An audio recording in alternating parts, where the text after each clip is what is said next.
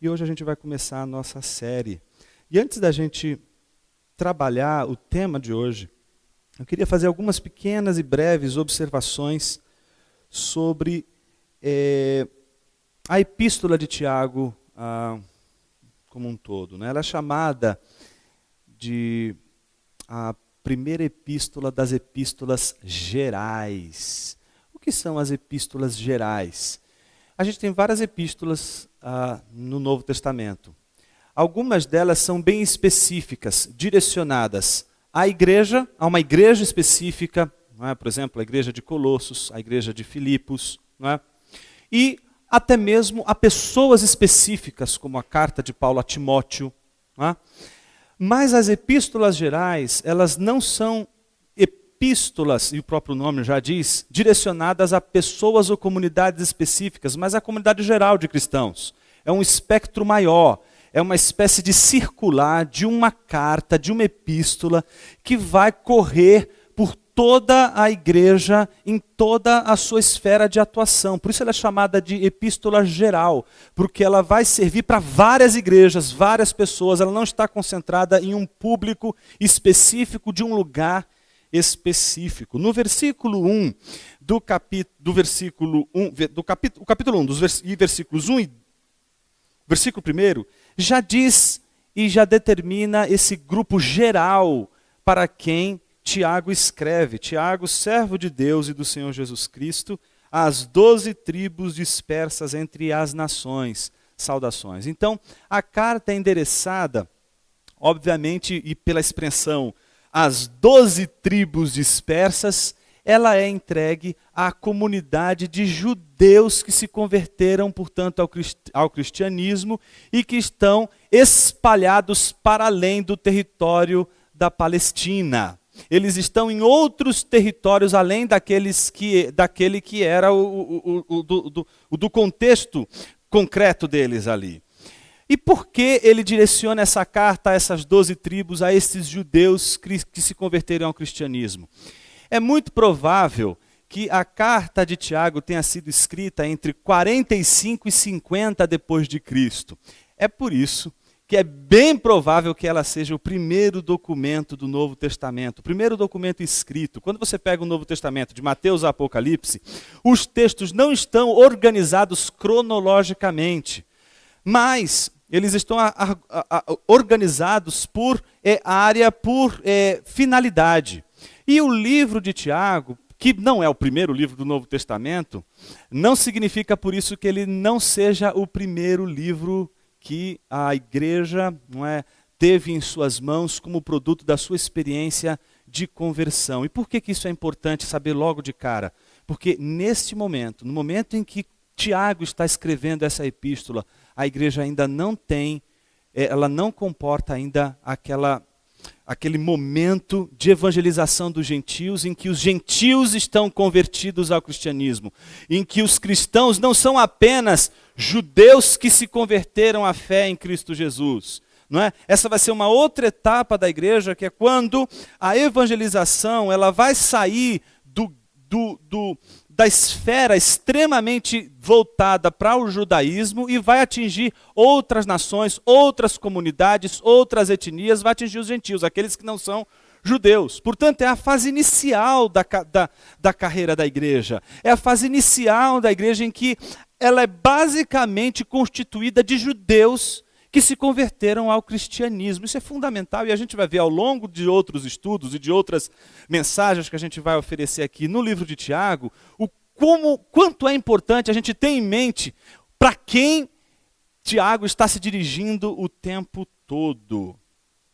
Uma outra informação importante que a gente não poderia perder de vista é o fato de que quando a gente lê Tiago, e quem aqui já leu Tiago pode confirmar isso, é perceber a dificuldade que a gente tem de encontrar uma ordenação lógica dos assuntos, dos temas, etc.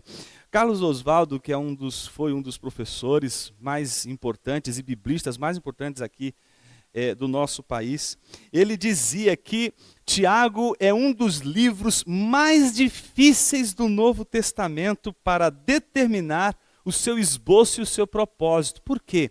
Quando a gente lê Tiago, a gente vê vários assuntos sendo tratados. A gente vê vários temas sendo tratados. E ele vai e volta, vai e volta, vai e volta num tema. E depois pula para outro. E isso faz com que a leitura não tenha aquela linearidade que a gente está acostumado a ver. Com começo, meio e fim, tudo não é, muito bem encadeado. Isso não significa que o texto não seja bem escrito, não significa que o texto não seja bem elaborado do ponto de vista até do grego. Há quem diga e questione inclusive a autoria de Tiago, e aqui é importante que se pense que Tiago é o autor da epístola de Tiago. A gente tem vários Tiagos na Bíblia, mas a maioria dos estudiosos afere a Tiago, o meio-irmão de Jesus, a autoria dessa epístola. E é exatamente por isso que se pergunta como pode o irmão de Jesus, que vivia nas condições que tantos outros contemporâneos de Jesus viviam, teria a capacidade de escrever um livro com um grego tão razoável, com um grego tão bem feito, bem elaborado, levando em consideração todas as outras epístolas. Então, é uma coisa muito interessante perceber que o fato de você ter vários assuntos sendo tratados não significa que não tenha uma lógica, não significa que não tenha um raciocínio. Tem.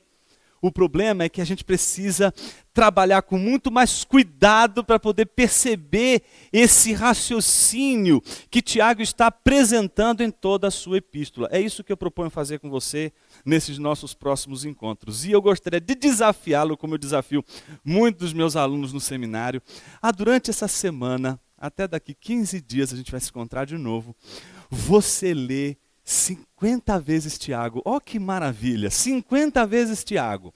Vocês estão tendo 15 dias. Meus alunos têm uma semana. E se eles não lerem uma semana, eles provavelmente terão muitos problemas comigo durante o semestre.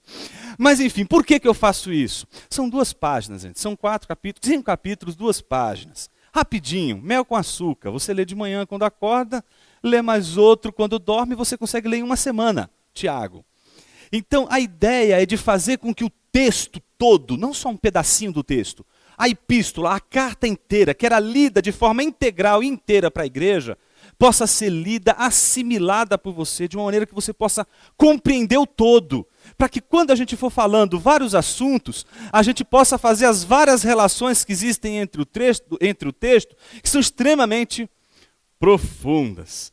Está preparado para essa enorme viagem para o livro de Tiago? Eu espero que você esteja bem animado, porque eu estou bastante animado.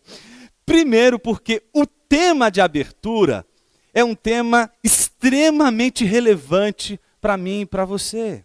Qual é o tema que vai abrir a nossa série de palestras ou de pregações, de exposições sobre o livro de Tiago? O seguinte tema: a integridade mantida na hora da provação. Eu quero falar, portanto, nessa manhã, sobre a integridade e o desafio de mantê-la quando nós estamos passando por tribulações e por provações. Vamos ver o que Tiago tem a dizer sobre isso? Eu queria convidar você a ler comigo Tiago, capítulo 1, do versículo 2 ao versículo 18. Diz assim: meus irmãos, considerem por motivo de grande alegria o fato de passarem por diversas provações, pois vocês sabem que a prova da sua fé produz perseverança. E a perseverança deve ter ação completa, a fim de que vocês sejam maduros e íntegros, sem lhes faltar coisa alguma. Se algum de vocês tem falta de sabedoria, peça a Deus, que a todos dá livremente, de boa vontade, e lhe será concedida. Peça-a, porém, com fé, sem duvidar, pois aquele que duvida é semelhante à onda do mar, levada e agitada pelo vento. Não pense tal pessoa que receberá coisa alguma do Senhor, pois tem mente dividida e é instável em tudo o que faz. O irmão de condição humilde deve orgulhar-se quando estiver em elevada posição, e o rico deve orgulhar-se caso passe a viver em condição humilde, porque o rico passará como a flor do campo, pois o sol se levanta, traz o calor e seca a planta, cai então a sua flor e a sua beleza é destruída. Da mesma forma o rico murchará em meio aos seus afazeres. Feliz é o homem que persevera na provação, porque depois de aprovado receberá a coroa da vida que Deus prometeu aos que o amam. Quando alguém for tentado, jamais deverá dizer, estou sendo tentado por Deus, pois Deus não pode ser tentado pelo mal, e a ninguém tenta. Cada um, porém, é tentado pelo próprio mau desejo, sendo por este arrastado e seduzido. Então esse desejo, tendo concebido, dá à luz o pecado, e o pecado, após ter se consumado, gera a morte. Meus amados irmãos, não se deixe enganar. Toda boa dádiva e todo o dom perfeito vem do alto, descendo do Pai das luzes, que não muda como sombras inconstantes. Por sua decisão, ele nos gerou pela palavra da verdade, a fim de sermos como que os primeiros frutos de tudo que ele criou. Senhor Jesus, nos dê sabedoria, para que a gente possa meditar na tua palavra e dela retirar tudo aquilo que a gente precisa para viver. Que os meus irmãos que vieram hoje aqui possam sair desafiados pela tua palavra e ao mesmo tempo edificados. Que o Senhor faça isso em nosso meio. Que o teu Santo Espírito esteja presente hoje aqui, nos iluminando a mente, aquecendo o nosso coração e nos fazendo mais próximos de ti e daquilo que o Senhor quer realizar em nossas vidas. Assim nós oramos em teu nome. Amém.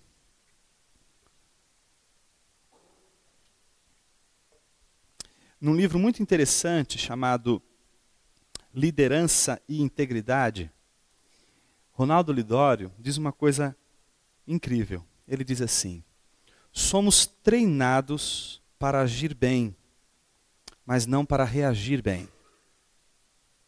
Um líder, porém, é medido por suas reações.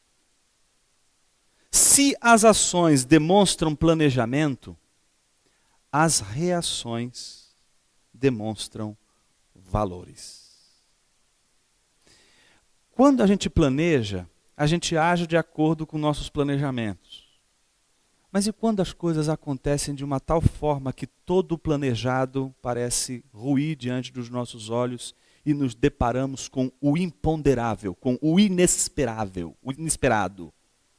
Qual é a nossa reação? É aquilo que nós não contávamos, é aquilo que não estava em nossos planos, é aquilo que nós não esperávamos. Tínhamos traçado uma ordem para a nossa vida, tínhamos traçado um caminho, e este caminho começou a dar certo, as coisas começaram a funcionar, então começamos a fazer planos, e fazemos planos o tempo todo, e as coisas começam a acontecer, e boa parte dos nossos planos parecem dar certo, parecem se concretizar, e a gente começa a ficar animado, a gente começa a ficar feliz, as coisas estão dando certo, até que num determinado momento, vira-se a mesa, vira-se o jogo, e todo o nosso plano parece cair por água abaixo, toda a nossa estratégia, toda a nossa sabedoria para traçar um caminho para que a gente pudesse ser feliz, parece agora estar fadado ao fracasso. Nós estamos diante do inesperado, estamos diante do imponderado, e diante disso, requer uma ação, ou melhor, uma reação. Nessas horas, a gente reage não com base ao que a gente planeja, a gente sempre reage de acordo com as nossas crenças, de acordo com os nossos valores. Uma pessoa sempre reage bem a algo que não se espera, não porque naquele momento ela simplesmente estava no seu script. Não, ela reage bem, e se ela reage bem, é porque ela tem valores, ela tem crenças, que na hora em que os planos, na hora em que a história vira do avesso, na hora em que o mundo parece virar e ficar ao contrário, ela consegue a serenidade, a capacidade de, no meio de toda aquela discussão, ter a sabedoria para equacionar tudo aquilo de uma maneira em que ela possa reagir sem reagir mal. Me parece que as provações são isso em nossa vida. Provações são aqueles momentos em que nos advém, que a gente não consegue explicar o porquê. Se temos um Deus tão bondoso, se temos um Deus que cuida tanto da gente, por que a provação nos atinge? Por que a provação chega até nós? Por que as coisas acontecem conosco quando isso tudo nos advém?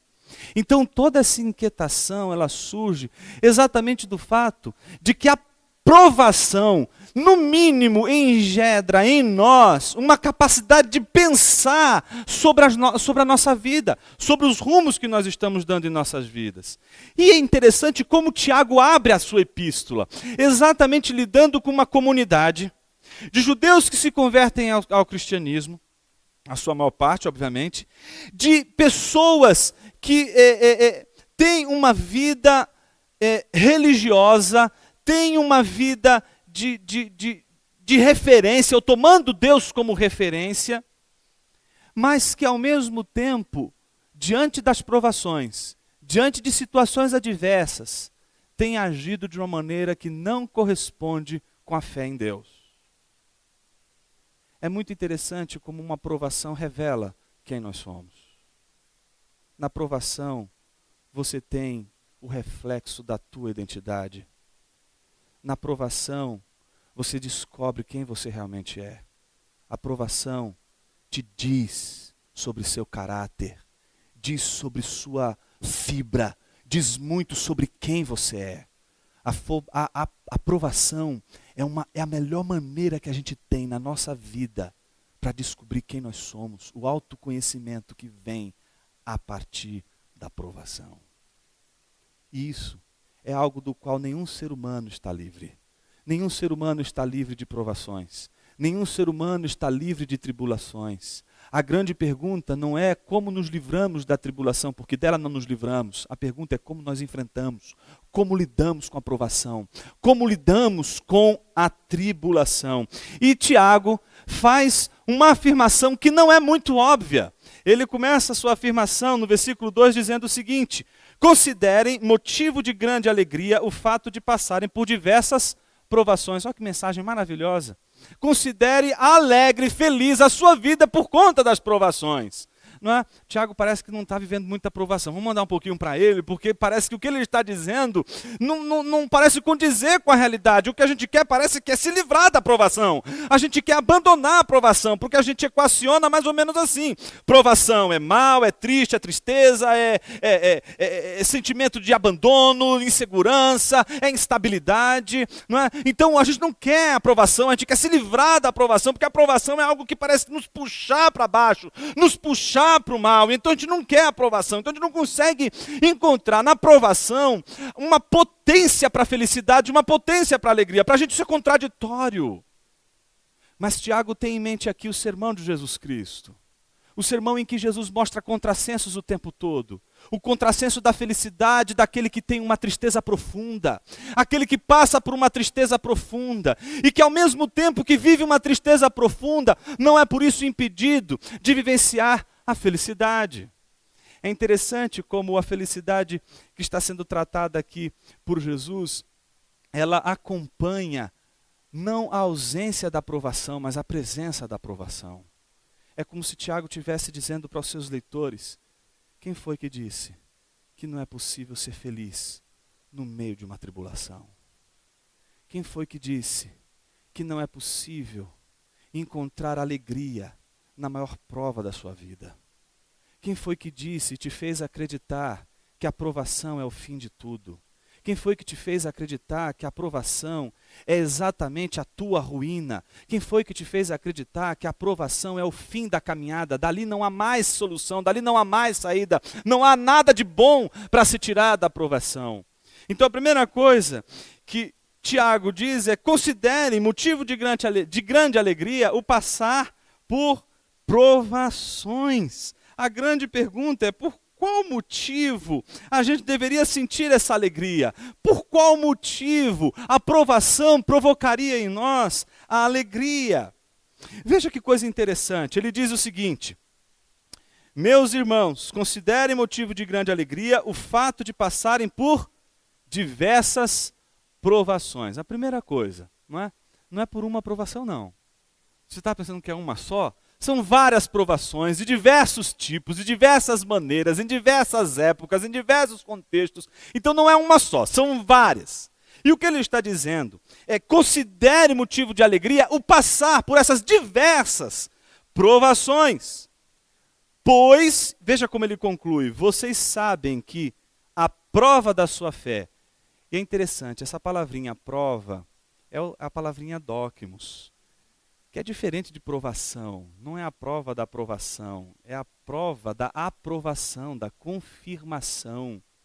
É como se Tiago estivesse dizendo assim: vocês têm que ter motivo de grande alegria, o fato de passarem por provações, pois vocês sabem que o que confirma a fé de vocês, o que faz a fé de vocês serem legítima, o que legitima, o que autentica, o que faz você ser um cristão autêntico, o que faz você ter uma fé autêntica, é exatamente essa resistência, essa paciência, essa perseverança na hora da provação. Veja o que ele diz: pois vocês sabem que a prova da sua fé produz perseverança, e a perseverança deve ter ação completa, a fim de que vocês sejam maduros e íntegros, sem lhes faltar coisa alguma. É interessante como o que Tiago está dizendo aos seus leitores é de que eles precisam, de alguma forma, desenvolver em suas vidas uma espécie de olhar para a provação como uma possibilidade de provar, de autenticar, de confirmar a sua fé. A nossa fé é provada na provação. A nossa fé só pode ser confirmada na provação. Por isso existem duas expressões, dóquimos e adóquimos. Dóquimos é quando a tua fé é aprovada. Adóquimos é quando a tua fé é reprovada. 2 Timóteo capítulo 2, versículo 15, a palavra de Deus diz: procura apresentar-te a Deus dóquimos, aprovado, como obreiro que não tem do que se envergonhar, que maneja bem a palavra da verdade. Dóquimos é a palavra da aprovação, da confirmação. Aquilo que está sendo confirmado é genuíno, é legítimo.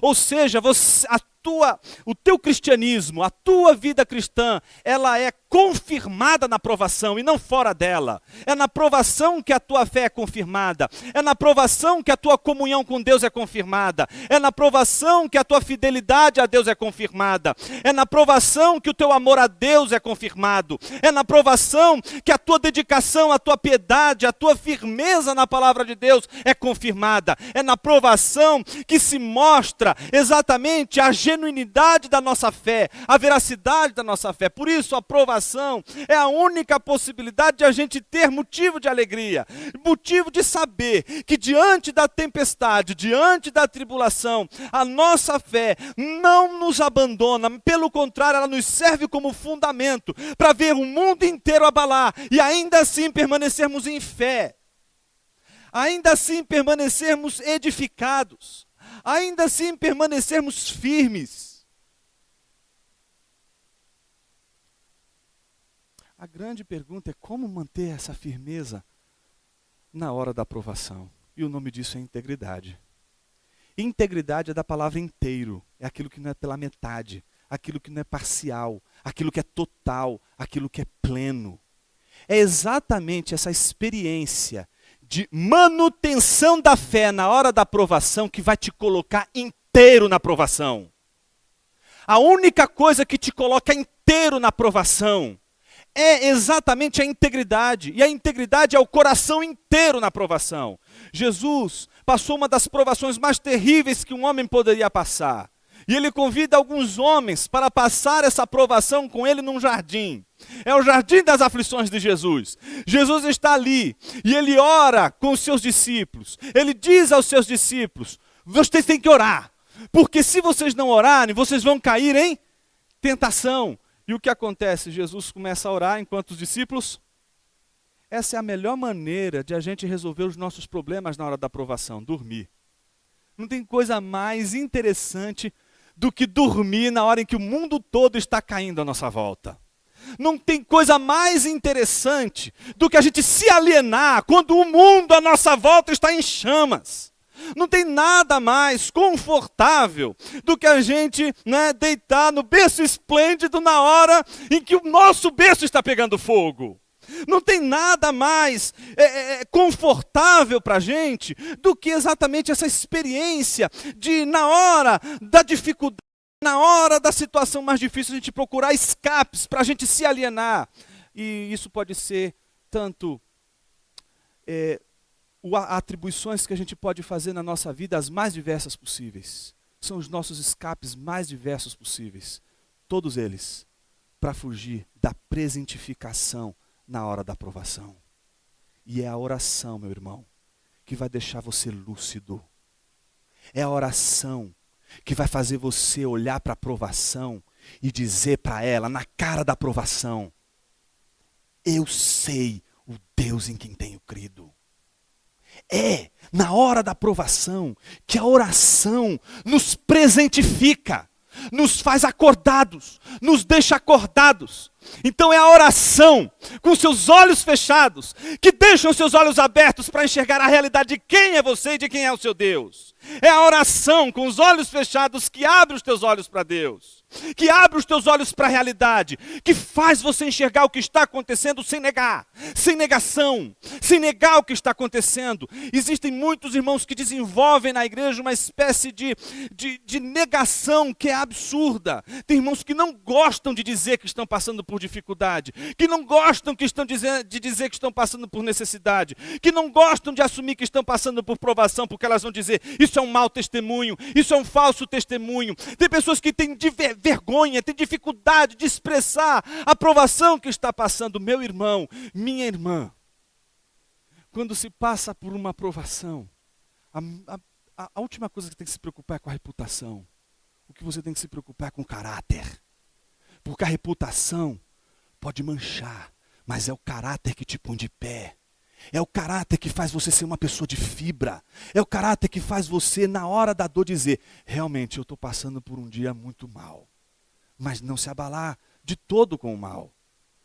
Por que eu estou dizendo tudo isso? Porque tem alguns irmãos que gostam de esconder as coisas, não gostam de falar.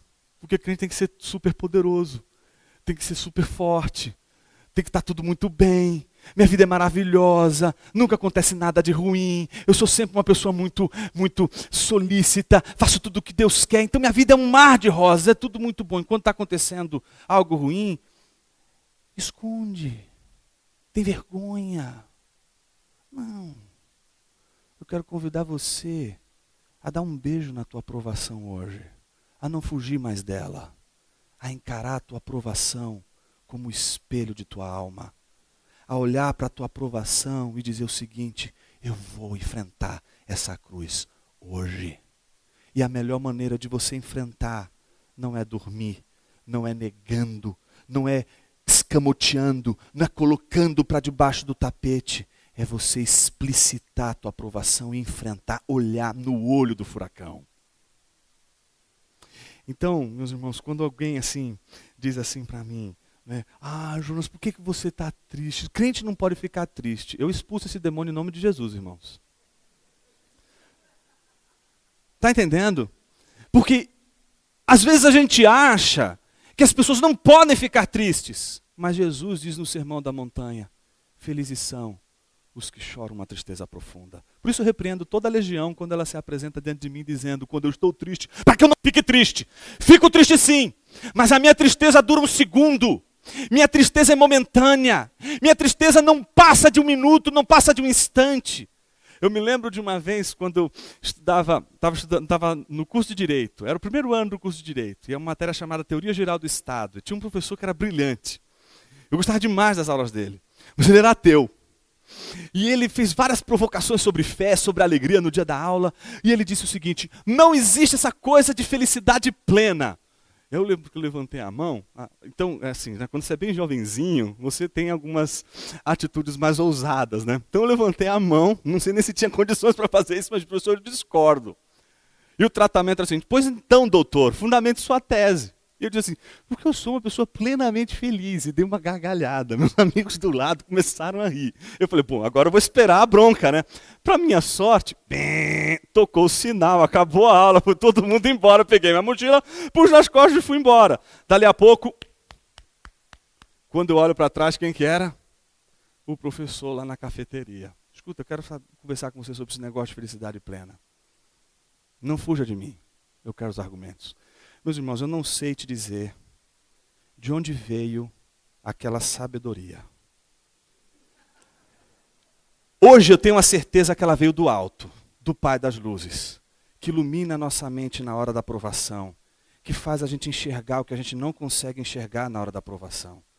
E eu olhei para ele e disse assim, ele estava com um cigarro bem fumando, pagou o cigarro para me ouvir.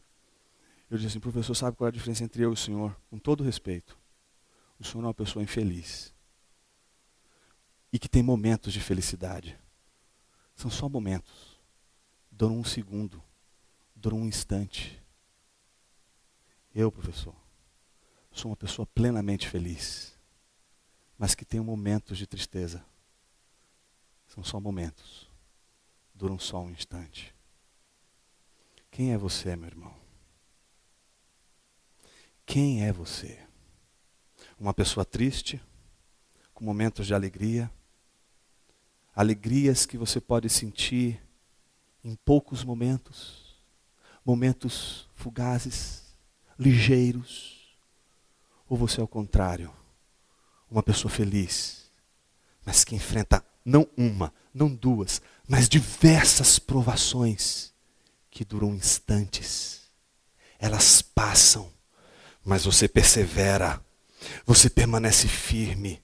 Vem uma, vem duas, vem três, vem a tristeza junto, vem até a incredulidade, vem, mas elas duram um instante, elas duram um momento, elas passam, elas são superadas, elas são vencidas, a gente vira a página, e a gente constrói uma nova história, e a gente inicia uma nova história, e a gente vai levando a vida, e vai conduzindo a nossa vida de vitória em vitória, mas ao mesmo tempo também de provação em provação. Então chega de ouvir só mensagem de vitória em vitória. E agora escute de provação em provação. Acho que eu vou fazer um programa de TV um dia, vai ser exatamente esse. De provação em provação. Vai ter uma adesão incrível. A provação, então, ela é essa possibilidade que a gente tem de olhar no olho do furacão e se enxergar. E se ver, saber como a gente reage. E a provação, ela é exatamente a confirmação dessa fé que se sustenta na hora da tribulação. Mas Jonas, e a questão da integridade que você falou? Veja o versículo 4. A perseverança deve ter ação completa. A fé tem que ser inteira. Ela não pode ser pela metade. Ela tem que ser integral. É teu coração inteiro nas mãos de Deus. É tua vida toda nas mãos de Deus. O que acontece é que na hora da tribulação, sabe o que a gente passa? O processo da divisão. Sabe qual é o processo da divisão? O processo da partilha. A partilha da tua alma, a partilha do teu coração, a partilha da tua vida. Você começa a fragmentar a tua vida entre outros senhores. E aí a gente começa a ficar indeciso. É a hora em que a provação começa a se agigantar. E a gente não consegue enxergar nela absolutamente nenhum espelho de quem nós somos. Não conseguimos reagir bem contra a provação. Não conseguimos confirmar a nossa fé. E quando a gente não confirma a nossa fé, que é um coração inteiro nas mãos de Deus, uma confiança inteira nas mãos de Deus, a gente divide, a gente começa a dividir o nosso coração, a gente começa a encontrar outros senhores, a gente começa a encontrar outras saídas, a gente começa a ter dúvidas para onde a gente vai, a gente começa a olhar para um lado, acho que a saída é por aqui, não, acho que é por ali, agora a gente corre para o outro lado, e a gente vai correndo para um lado, a gente vai correndo para o outro, a gente tenta de todas as formas resolver o problema da aprovação. Estamos divididos, e reino dividido não subsiste. Chegou a hora de você encontrar a unidade da tua personalidade. Chegou a hora de você encontrar a unidade da tua fé. A tua fé tem que ser una, a tua fé tem que ser total, a tua fé tem que ser integral, não pode ser parcial, não pode ser pela metade, não pode confiar em outras coisas, ela tem que estar inteiramente nas mãos de Deus. Eu quero convidar você que está no meio de uma aprovação a colocar todo o seu coração em Deus, a depositar toda a sua fé em Deus. E só assim você vai ter a sua fé confirmada. E essa fé confirmada vai gerar integridade. E a integridade vai dar para você todo esse caráter aprovado, que faz você se sustentar e ser firme na hora da tribulação.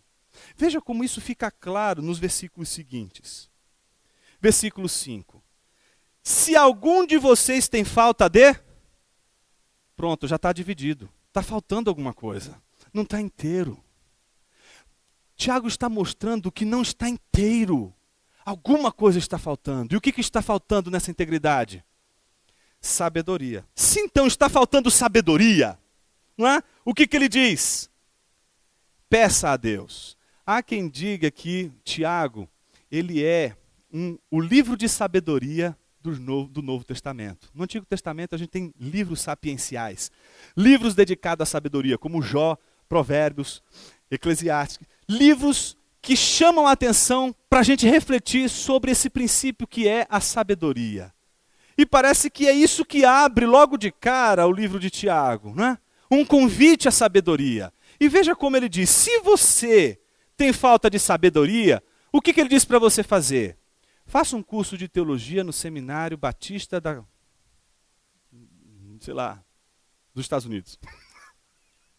Não é aqui, né? E isso vai resolver os seus problemas com relação à sabedoria que tem que ser mantida na hora da aprovação. Não, você precisa fazer um curso, não, você precisa fazer uma campanha, 7 encontros, para você fechar o seu corpo para aprovação. Nós vamos lambuzar você de óleo, você vai sair daqui ungido e não vai acontecer mais nada de errado contra você. É isso que ele está dizendo? Não. Ele não está também falando que você tem que buscar na tua experiência de vida.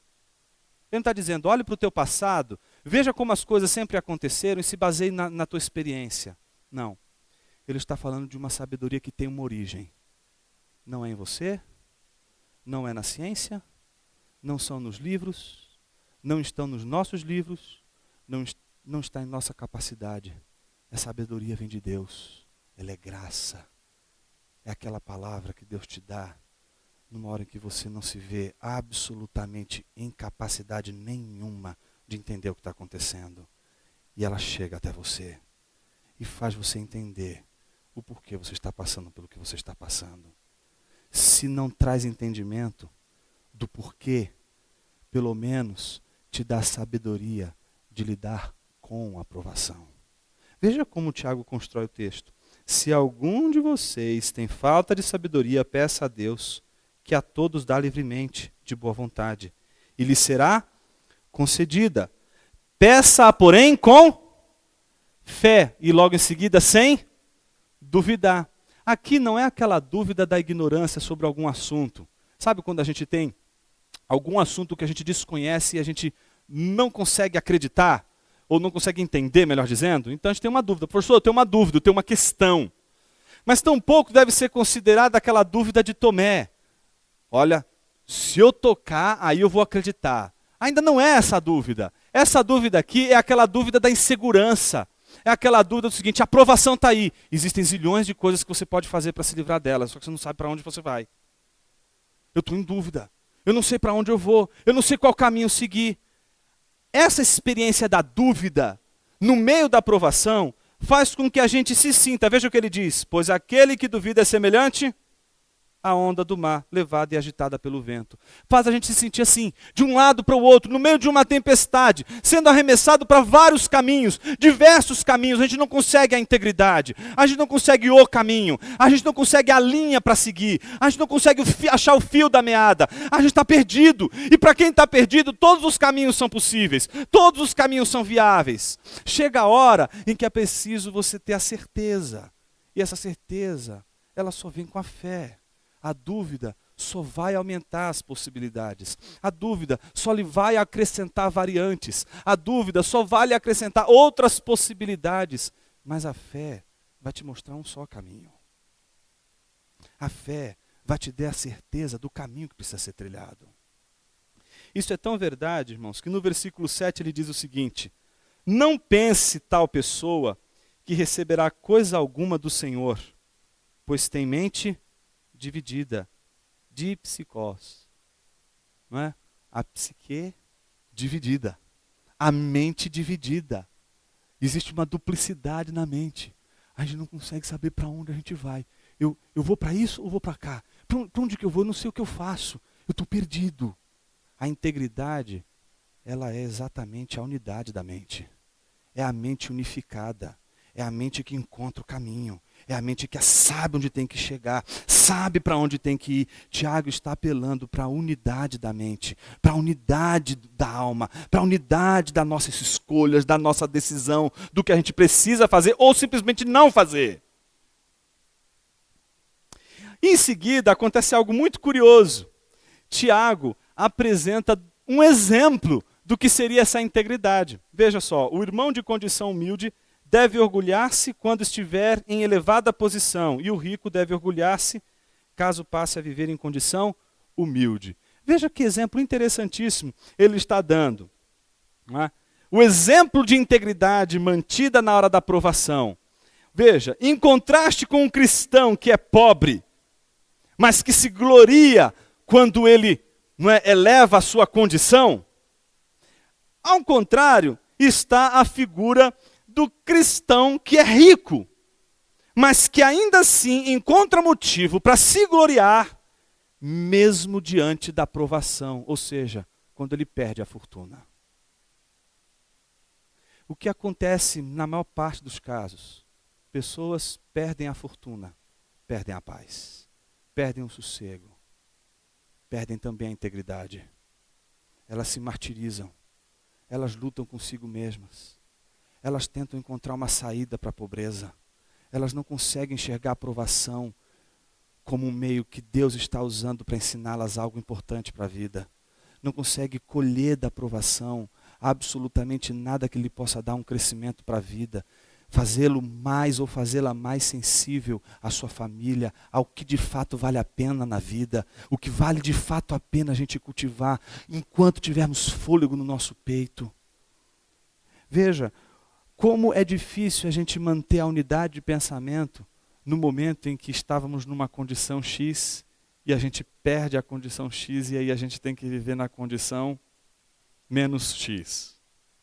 A condição menos X vai ser uma condição de menos conforto, vai ser uma condição de menos regalias. E quem está acostumado a viver num padrão X, quando tem que viver num padrão menos X, sofre. O que aquele que vivia no padrão menos X não sofre. Ele está diante de um contexto que ele não entende como lidar com tudo aquilo, como aceitar aquilo ali. E nessas horas, é muito fácil a gente negar a aprovação e simplesmente fazer de conta que continua sendo rico. E fazer de conta que a gente continua sendo quem a gente era quando a gente era X. Mas agora é menos X, meu. Não dá mais para continuar assim. Não dá mais para pensar com essa cabeça. Não dá mais para continuar pensando dessa maneira. Só que o que Tiago está dizendo? Que da mesma forma que aquele que era de uma condição inferior conseguiu elevação na sua condição e ele tem motivos para se alegrar, por isso, que aquele que de repente está passando por uma provação e de repente, em vez de elevar, decaiu de condição, que ele não seja vencido pela tristeza, que ele não seja vencido pela perda, que ele não seja vencido pela perda da fortuna, que ele não seja derrotado pela perda do que ele considerava sendo uma riqueza e algo tão precioso para ele. Não é suficiente a perda de toda a fortuna para roubar a sua fé. Isso não é suficiente. Daí, Tiago conclui de uma maneira interessantíssima o argumento com as palavras de Jesus no Sermão da Montanha. As palavras do Sermão da Montanha começam com Macários, felizes, bem-aventurados são. Veja como Tiago diz, bem-aventurado, feliz, versículo 12, é o homem que persevera na provação. Ele está vendo o rico, que agora caiu, que agora perdeu sua fortuna, mas que não consegue olhar para a provação como um meio de tratar o seu caráter, como um meio de tratar a sua personalidade, de fazê-lo agora uma pessoa de caráter, de fibra, a pessoa que não era antes, que quer transformar, que quer mudar, que quer transformar de dentro para fora, que quer ser uma transformação genuína. Ele agora precisa se alegrar, mas ele não está conseguindo. Ele só está enxergando a perda, ele só está enxergando a provação, ele só está enxergando as lutas, cada leão que ele tem que matar por dia, ele só enxerga a dor, ele só enxerga a tristeza, ele não tem momentos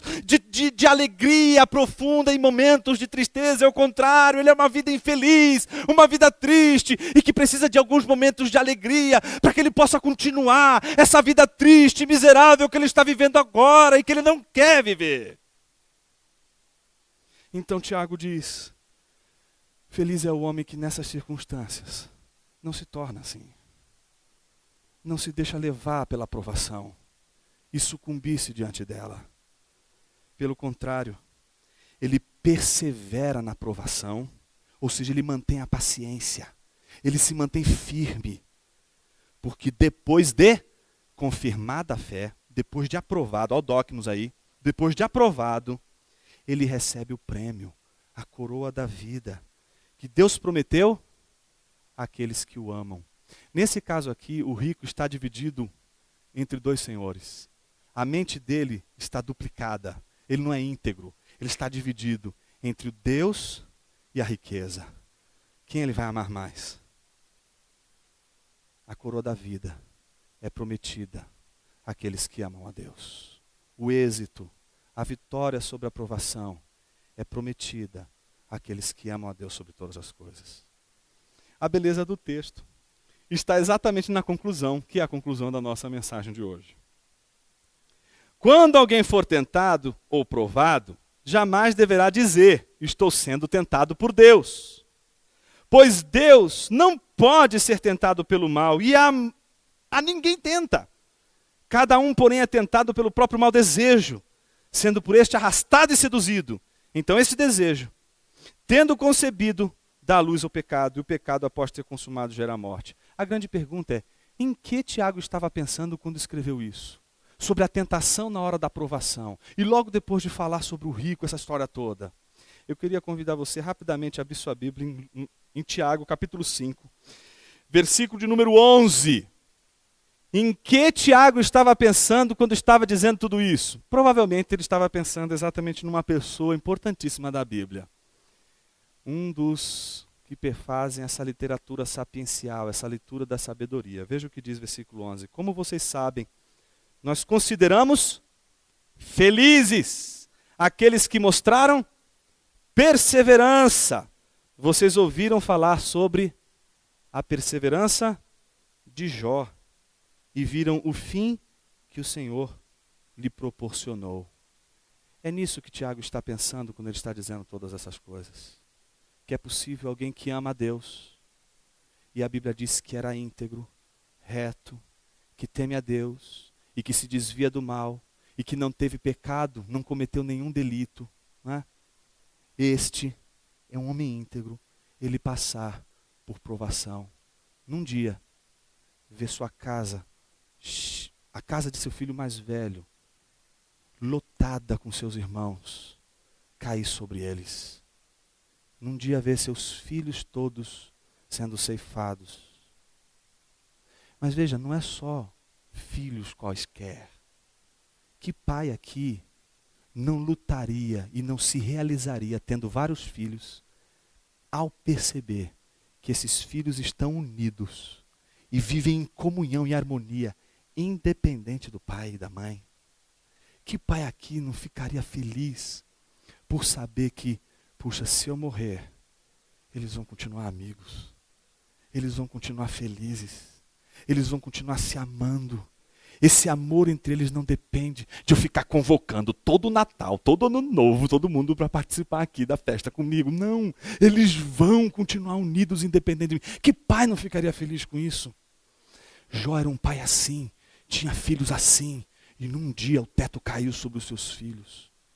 Perdeu toda a sua fortuna. E não foi suficiente. Perdeu também sua saúde. Mas o que Jó não perdeu? Sua integridade. Eu quero falar nessa noite para aqueles que perderam a integridade, que estão com o coração dividido, estão com a mente dividida, estão com o interior dividido, estão tomados por uma dúvida e uma insegurança que os arremete de um lado para o outro, sem dar um caminho para a vida. Eu quero falar para você nessa manhã sobre um homem que foi rico, perdeu tudo, ficou enfermo, quase à beira da morte, e que permaneceu firme e íntegro diante do Senhor.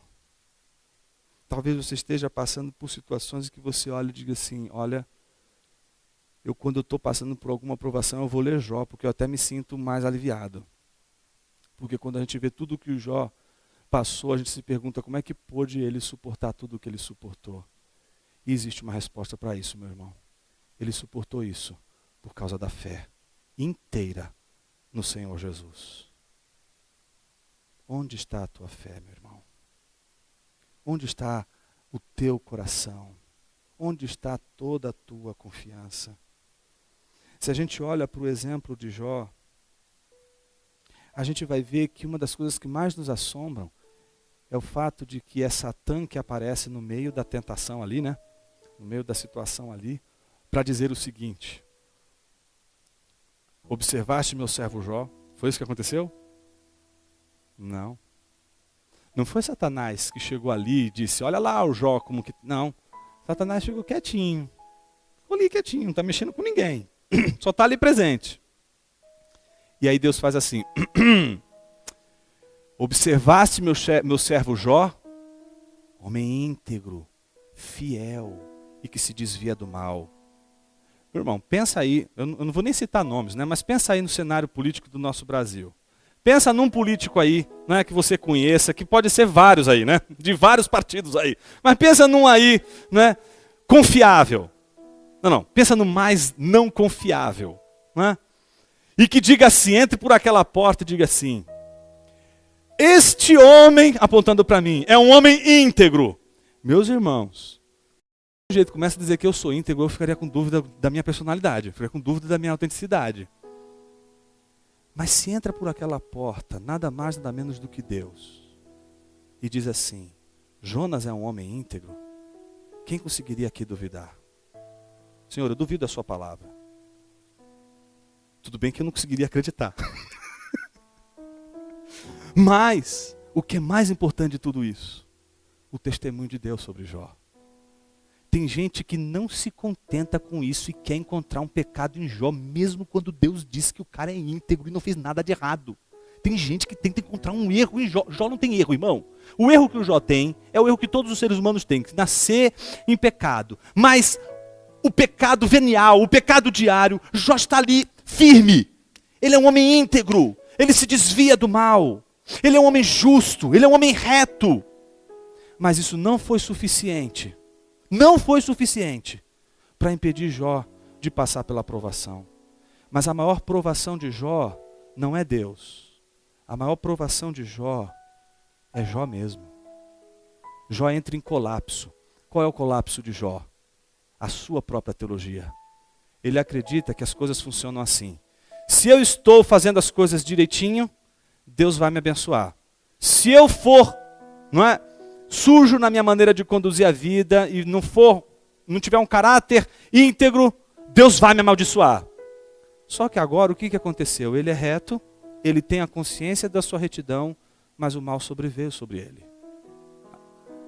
Jó está com uma crise teológica brutal. Por que, Senhor, eu sendo íntegro estou passando pelo que eu estou passando? Aí aparece lá os demônios, quer dizer os amigos de Jó, para dizer para Jó o seguinte: Jó, por que você está amaldiçoando contra Deus? Alguma coisa você fez. Você deve ter feito alguma coisa de errado. Você cometeu algum pecado. Porque eles estão seguindo a lógica. Se você está sendo íntegro, você vai ser abençoado. Se você fizer o mal, você vai ser amaldiçoado. Estão vendo Jó do jeito que está? Jó, das duas uma. Eu não vou duvidar de Deus, eu vou duvidar do seu caráter. Você é um mau caráter, portanto você está colhendo o que você plantou. Então se você tem algum amigo assim, quer dizer um demônio, um amigo, seja lá o que for. Se você tem alguém assim, tapa os seus ouvidos para ele. Porque ele não sabe o que você está passando. Não sabe quem é você. Jó está perturbado, porque ele não consegue concordar com os seus amigos. Porque ele tem o testemunho da consciência de que ele é um homem íntegro.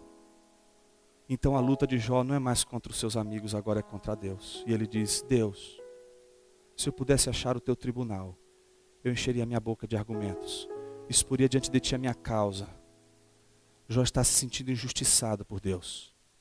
E ele vai provocar Deus até o último minuto, que é quando Deus aparece no final, no meio de uma tempestade, e diz assim: quem é esse? Está discutindo com Deus. A gente vai ter uma conversa séria de Deus para homem aqui hoje. Cinge o teu lombo. E aí Deus começa a pagar de filósofo. Começa a fazer um monte de pergunta. O cara leproso, perdeu tudo, família, bens, perdeu tudo. E Deus começa a fazer um monte de pergunta para Jó. Você estava aqui quando eu fiz o crocodilo? Imagina, você lá internado na UTI, Deus aparece para você dizendo assim: você está aqui quando eu fiz o crocodilo? Oh Deus, peraí.